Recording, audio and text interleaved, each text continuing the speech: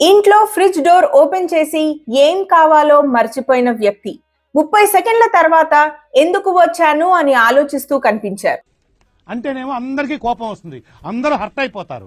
నేను చాలా బిజీ అని చెప్పిన ఒక ఫ్రెండ్ స్క్రీన్ టైం రిపోర్ట్ లో 5 గంటలు రీల్స్ చూస్తూ పట్టుబడ్డారు. ఈ నిజం తెలిసిన మరో ఫ్రెండ్ మోసపోయానని భావించి మానసికంగా గాయపడ్డారని సమాచారం.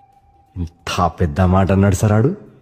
భార్య చెప్పగా ఉప్పు కోసం సూపర్ మార్కెట్ కి వెళ్లిన కొండాపూర్ నివాసి 2500 వర్త్ షాపింగ్ చేసి ఉప్పు మర్చిపోయి ఇంటికి వచ్చిన భర్త ఇంటికి రాగానే భార్య చేత చితక బాధించుకున్నట్టు ఆయన ప్రస్తుతం మౌన దీక్షలో ఉన్నారని విశ్వసనీయ వర్గాల ద్వారా సమాచారం. మా దగ్గర బ్రేకింగ్ న్యూస్ కంటే బోరింగ్ న్యూస్ ఎక్కువ.